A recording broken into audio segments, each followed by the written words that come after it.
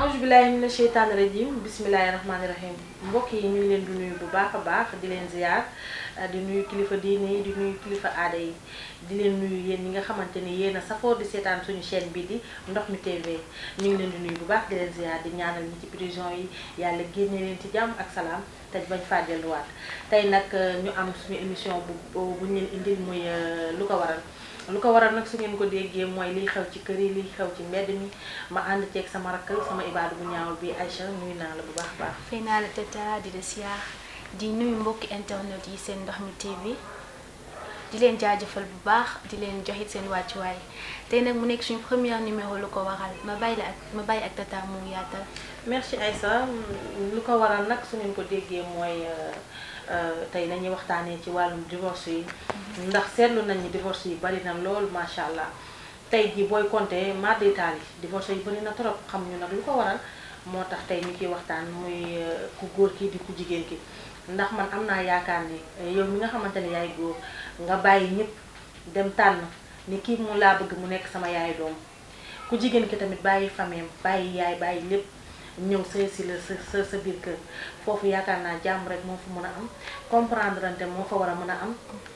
jàppalante suturaalante moo fa war a mën a am dañoo xamul nag xale jigéen yi ñoo nangatul sëy wala góor ñi ñoo nangatul téye jabar yow mi nga xamante ne nii yow mi nga xamante ni ci génération yi boobu nga bokk ma lay laaj ci xale jigéen yi la wala ci góor ñi ñoo téyewul seen jabar yi. man moom li ma yaakaar ni moo waral divorce yu bari je peux dire que ci jigéen ñi la je peux dire que aussi ci góor ñi la mais ñi may gën a jox tort bi jigéen ñi la parce que jigéen lu mu bon jóge nga sa kër ndey jóge sa kër baay ñu muur la nga sëy te bañ lay yabal dañ la wax nga sëy ba sëy fa n'est-ce pas donc pour man dama yaakaar ne dee rek moo la fa war a mën a jóge ak moo la fa war a mën a jëlee ak lu mu métti war nga toog muñ xalaat ni soo génnee nit ñi mën nañ la xoolee bët boo xam ni genre du yoon daal du yoon li ma gis daal mooy ñu defaraat xol mais tamit am na ci yenn góor ñoo xamante ni tamit dañoo nay jigéen tamit nay yoru ko de boo nayee tamit xale jigéen yi loolu yépp mi ngi ci tamit de boo nayee duñ la mën a sëyal ndax am na ci ñoo xamante ni bu ñuy ñëw pour sëy si ñëwuñu pour sëy si mais dañoo ñëw pour seet si li nga xamante ne nag moom la ñuy seet si bu ñu ko fekkul dañuy dem loolu tamit da koy waral. dama la ci rejoindre bu baax am na jigéen ñoo xam dañoo matérialiste dañuy dugg ci yow ndax li nga yore ndax alal bi nga yore suñ duggee ba ci biir gis ni yow li nga leen tàmmaloon nekkatu fi dañuy génn na dem ci leneen te duñ genre te jigéen léegi dañoo wow bët dañuy sëy di divorce loolu dootu leen defati dara te du leen sax. am na ci tamit jigéen ñoo xamante ni tey jii bu ñu jógee seen kër yaay ñëw sëy si ci kër ku góor gi mun nañ faa muñ lu metti lu ne mais boo xasee rek ba xaw a yor tuuti rek commencé nañ génnee tànk bukki soit ñu ne la lii laa bëgg su fekkee nag yow yoroo ko ñu daal di ñibbi seen kër bu fekkee tamit ci wàllu ku góor ki la mën nga ko di muñal ba bis jot mu xëy am dem xoole leneen loolu tamit da koy waral. man daal li ma jàpp mooy sooy dugg ci sëy danga ciy dugg te yàlla tax bul ci dugg ndax xaalis bul ci dugg ndax leneen li ngay am dugg ci ndax njaboot gu barkeel nga dugg ci ngir jaamu yàlla bul xool xaalis bul xool dara sëy daal jaamu yàlla dëgg la am na bànneex am na nakar sëy mënul chaque jour mënul neex tamit nañu waxante dëgg tey day neex suba mu nakar yi donc lu mën ci am ngeen ànd ngeen muñ ko mu yem ci seen biir man daal loolu laa gis. pourtant sëyu démb moo gënoon metti ndax démb dangay gis mag ñi dañuy rooti ci teeni dañuy xam mu matt dañuy jànkonteel gépp metti teewul ña ngay toog di sëy di muñ te amoon na ci mag ñoo xamante ni dëkkuñu woon sax ci ay tabax ci ay sàkket lañ dëkkoon di fa muñ lu méttee métti tey jii sëy léegi war naa mën a yomb divorce yi war naa mën a wàññeeku ndax léegi da ngay ñëw sëy si nekk ci sa appartement nekk ci sa jàmm doo gis njëkkee doo gis goro yow rek ak sa appartement foofu war na mën a neex pour man parce que foofu yow bu fekkee dangaa sëy si dëkkoo ci këru famille yaa ngi sa appartement yaa ngi xelli sa robinet rooti woo ci teen bi yaa ngi toggee ci gaz toggee woo ci fourne ban problème nga war a mën a am kon ci sa biir sëy parce que bu njëkk ba moo gënoon metti te mag ñaa ngi ca toog di sëy ba jur ay doomi baax mais léegi man gisuma lan moo war a tax nit ñi war a mën a divorce yu bari yi. taa foofu dama la fay fekk si daal di fay laaj question bu ndaw mooy dañu doon wax ni genre su la jëkkër takkee yóbbu la ci appartement foofu mën ngeen faa jote te kenn du leen àtte alors que su ngeen nekkee ci kër goro yi mën ngeen a jote goro yi àtte leen defaraat diggante bi léegi yow loolu lan moo ci sa xalaat ci côté boobu. est-ce que ma dooli la tuuti est-ce que mbaa xam nga ni kër gu mag formation la tey jii ki nga xamante ni day sëy nekk ci kër famille dëkk ak goro yi dëkk ak njëkke yi kooku la muy dund même bu demee ci appartement am après day mën a muñal jëkkëram parce que jaar na ci lu metti mën nañu sax am na ñoo xam dañ naan bàngoo la mais bu fekkee da nga xëy rek marié ñu takk la nga ne man bëgguma sëyi këru famille man sama appartement laa bëgg a nekk loolu amoo jaar-jaar doo xam lu neex doo xam lu naqari parce que da ngay gis sa jëkkër mu xëy gis la yéen ñaar doo yéenee nekk ci kër gi mais bu fekkee da nga nekk kër famille dëkk ak ñëpp war a muñal yaay jëkkër wala mu war a muñal rakku jëkkër war a mun a muñal goro foofu da ngay mën a nekk nit far force ndax dangay am looy bañ am looy bëgg te tamit da ngay bëgg boo joteeg sa borom kër waa ëtt bi duñ ko xam da ngay bëgg a joteeg sa borom kër ci xuloo mais kenn du ko xam da ngeen di resté ci biir néeg bi lijjanti li ngeen di lijjanti mais bu dee appartement la boo xëyee rek am sa appartement bopp foofu yow doo xam luy sëy da ngay ñëw def sa yëfi tubaab doo jaar ci lu metti daal foofu tamit kër gu mag tamit jaar fa baax na kon loolu daal mën nañ ne formation la waaye bango yéen nag xale jigéen yi xam nga bëggoo leen ko yéen tey da ngeen di bëgg rek ñu takk leen ngeen nekk seen appartement waaw monsieur mon mari et le chien waaw comme ni ñu koy waxee ñoom noonu lañ koy waxee man daal jàpp naa ni divorce yi daal actuellement nii bëri na loolu mais war na mën a wàññeeku parce que man gisuma lu ko war a lu ko jar daal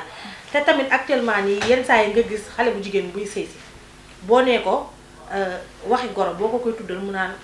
maa deetaali bugguñu goro bañ nañ ko bu ñuy dugg si ci góor gi dañuy xool ndax yaayam a ngi dund wala papa ma ngi dund parfois tamit nga gis jigéen buy sëy ñëw ci kër fekk màggee juboo rakk yi juboo ñëpp nekk ci benn seen objectif mooy kii bu ma sëy see damay tas famille kenn dootul nekkati ci jàmm soit da ngay ñëw jaxase yaay ak doom soit nga ñëw jaxase ñaari frère ba ñuy rayante loolu ci sa xalaat. loolu moom yaakaar naa ne warul nekk taxawaay jigéen. jigéen soo duggee ba ci kër danga ko war a defar soo ñëwee fekk kii xuloo je pense que ni danga leen a war a jibboole nga fexe yow nooy améliorer kër gi parce que su kër gi amélioré yow dañu naan ah kii de kay ci ngaalaama ñëw na fekk ñii di xuloo mu defaral leen bañ jibboo. nekk jéegu puso. voilà nekk jéegu puso di ñëw. voilà donc. jéegu puso nag bareetul Aïcha jéegu puso bareetul léegi parce que man damay wax naan nit boo ñëwee ci famille. fekk yaay ak doom nekk benn mag ak rakk nekk benn yow mii di jeeg boo ñëwee dangaa war a defar. defar rek moo la war mais tàqale yaay ak doom bari na léegi torop te du leen na koy waral lu dul xale jigéen ñi ñoom ñooy ñëw sëy si ci kër gi tas kër gi. loolu tamit bu fekkee góor gu am fulla nga tombeel sëy bi du yàgg day tas ndax danaan la sama yaay du ma ko jëndee ak leneen wala mun la sama sœur bi du ma ko jëndee ak leneen loolu tamit day indi divorce wala ku jigéen ki ci boppam ni la sa yaay damaa sonal wala sa sœur bi damaa sonal moom tamit day bëgg beru ci appartement bu amul lu ko neex ci këru famille gi day daal di takki bagage am dem. loolu day indi divorce li ma yaakaar ni moo tax jigéen ñi bëgg di nekk seen appartement ñoom kese ak seen jëkkër. dama yaakaar ni des fois da ngay gis kër goo xam ni jëkkee dañuy saytaane dañuy bëgg di jaxase borom kër geeg jabar ci wala di jaxase. loolu moo tax ñu bëri duñ bëgg nekk kër famille. dañuy bëgg nekk ci appartement ak seen jëkkër am seen jàmm. wala nga gis njëkke loo xam ne dalay teg bët yow miy jabaru càmmiñam boo takkee or mu ne lu tax mu takk or nga sañse mu ne lu tax mu sañse sama càmmiñ lii kat man la war a defar wala ta defal jabaram loolu tamit da ciy am ndax njëkke yi tamit en général am na ci ñoo xamante ne dunoo sikk waaw mais nag du ñëpp am na ci njëkke yoo xamante ne ñoom dañuy defar du ñëpp ndax boo xoolee fii am na ñu baax am na ñu bon mais li waral divorce yi njëkke yi tamit da ciy jóge parfois mais tamit xale yi jigéen ñi sëy da ciy jóge parce que mënoo ñëw ci kër rek tàqale famille mënoo ñëw ci kër rek tàqale yaay ak doom wala nga tàqale mag ak rak loolu mënul nekk kon yéen ñi nga xam te ne yéenay sëy bàyyi leen ci xel bu baax a baax bu ngeen ñëwatee ci famille fekk famille bi nekk benn suuda leen ko mu gën a nekk benn bu ngeen fekkee famille bi am ay ñagas-ñagas wala rayante jëm leen ko defar mu gën a nekk benn gën a neex ndax bu ngeen fekkee nit ñu bokk ndey ak baay wala ñu bokk benn baay suuda leen ngeen defar loolu moo gën a rafet que séparé bi mais njëkkee yi tamit am nañ ci part de responsabilité bu sa jabaru frère takkee cheveux nga ne ah sama frère bi de pourtant maa ngi am sama soxla wax naa ko mais fajaluma ko des fois sax ku jigéen ki mooy ñàkk-ñàkkam ñëw jëndal boppam toog te ñoom duñ ci xam dara ñuy fëgg ni ku jigéen ku lu mu sol rek ku góor ki moo ko jox te duñ xam parfois nga gis xale bu jigéen boo xamante ne nii comme seen genre gi dañuy am jom liggéey jàppale seen jëkkër jàppale seen bopp wala même bu ñu yoree nga gis ci seen famille ku baax ku leen dimbali di leen defal mais am na ñoo xam ne duñu comprendre dañu lay gis nga sol yére bu rafet duñu xam nan nga def ba am ko ñu ne sama càmmiñ lu mu liggéey jox ko jabar ja wala ñu ne jabar ji da koo liggéey ba lu mu am jox ko alors que du loolu parfois nga gis nit nekk ci sëyam di dund lu metti comme kuy dund lu neex mais tamit lu ci mënta am rek nag kenn ku nekk comprendre sa morom xam ne ku jigéen kii dafa bàyyi yaay bàyyi papa ñëw sëy si la sa kër fas yéene nekk sa yaay doom fas yéene laa jàppale ci côté bu nekk yow miy góor tamit nga war koo mën a téye suturaal ko jàppale ko jàppee ko comme jigéen jàppee ko comme yaay parce que jigéen mooy yaay jigéen mooy sœur kon ñi nga xamante ne ñooy góor ñi nit ñi jéem a muñal parfois da ciy baax dañu muñal yenn saa yi da ciy baax Aïcha loolu loo ci xam. parce que jigéen tamit matul comme on dit. ñoom ñaar su yàlla defee ba daganal seen diggante. c'est pour ñu mottalante. parce que kenn matul. genre kon dañoo war di muñalante. kii su defee lu mu waxta def nga woo ko si njëkk ak teraanga ngeen waxtaan jiboo moo gën daal yenn yi ay xuloo fii ba mu jógee ci divorce te man tamit divorce li ma ci gis daal. mooy bu njëkk ba. su divorce amoon dañ lay xoolee bët yoo xam ne yow doo bëgg sax. dangay am kersa. voilà te léegi da ngay divorce kenn sax du ci xam dara. dangay mën nga divorce ba am sa jëkkër te kenn du ci xam dara. mais divorce yi tamit parfois nga gis ñu wow bët ñoo xamante ni jaral na leen fukki jëkkër. fu ñu dugg bu neexul ñu génn jàll fa ca des fu ñu dugg bu neexul ñu génn jàll fa ca des. wante loolu da ngay indi sa bopp way boo xamante ne dootul fay bu mu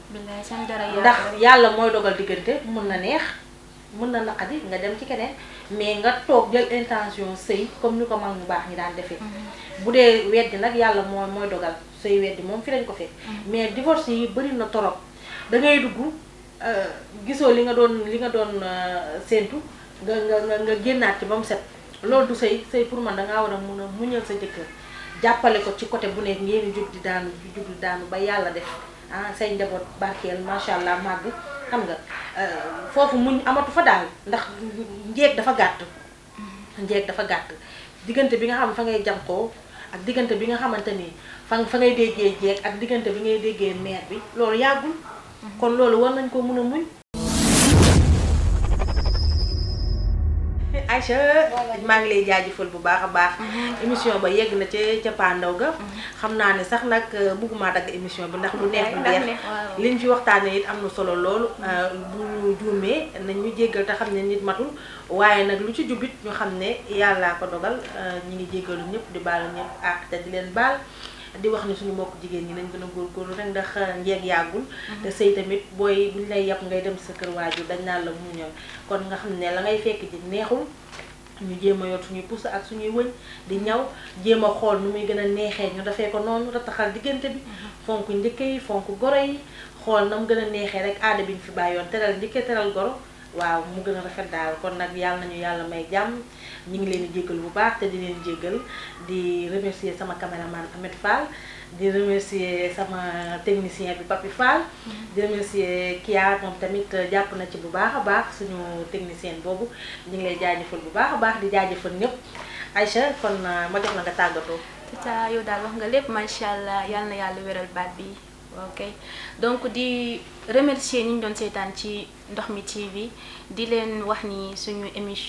première émission lu ko waxal doon wax ci divorce fii lay jeexee ba beneen yoon incha allah maa ngi leen di jaajëfal yéen ñëpp. kon jërëjëf Aïcha kon nag ñu ngi leen di jaajëfal yéen ñëpp xaar leen ñu beneen yoon ci Ndox Mi TV incha allah rabbi da ngeen ñu xaar bu baax a baax ndax ñu ngi fiy waxtaanee lu am solo nag jërë ngeen jëf.